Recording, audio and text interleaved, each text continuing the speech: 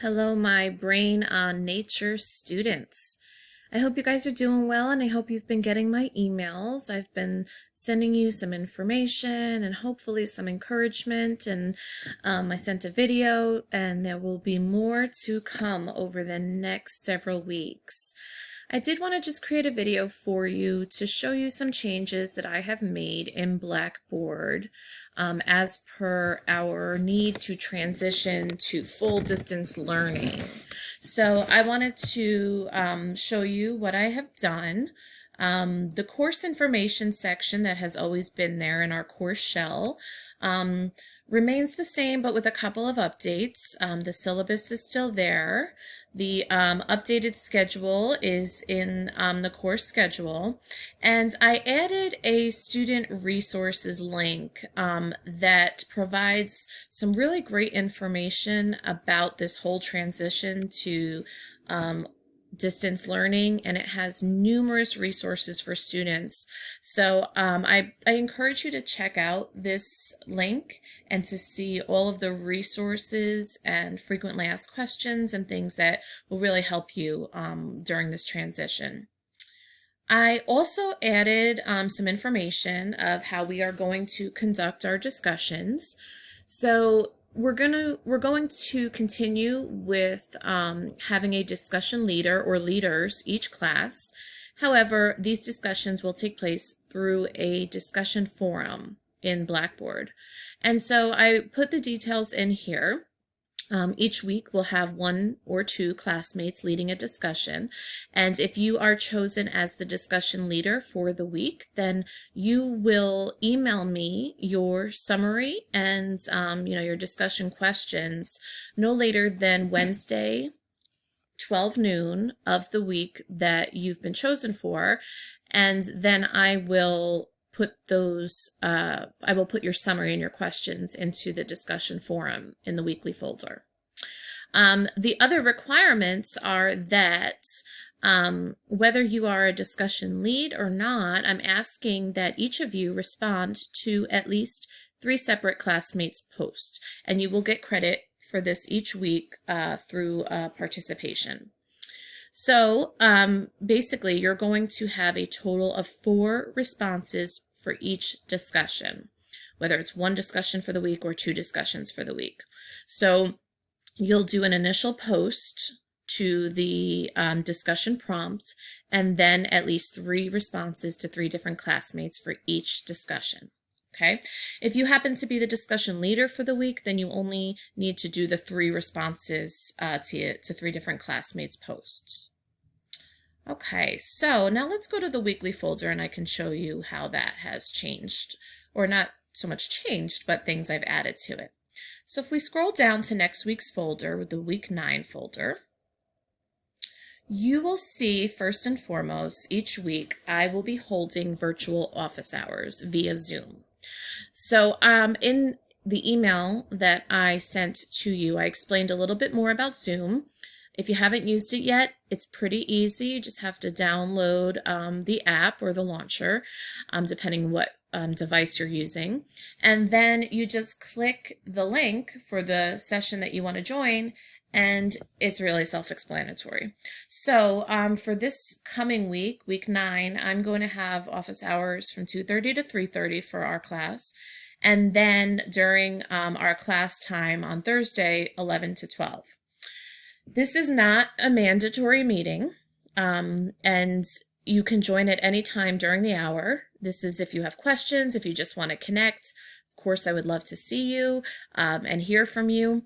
So, but if those times don't work for you, just reach out to me and I'd be happy to set up a virtual meeting with you individually. Okay, so we go down to the summary. So I updated the weekly summaries as per the new schedule. You'll still see any readings or videos that were assigned for that week.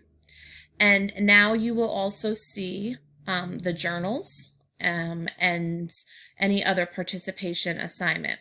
So this is also where you're going to submit your assignment. So if you click on journal number 5, you will see the details and what you should write about in your journal. You'll see the due date, And then what you'll do is you will browse your computer and attach your journal as a file. So it either has to be a doc or docx or a PDF file.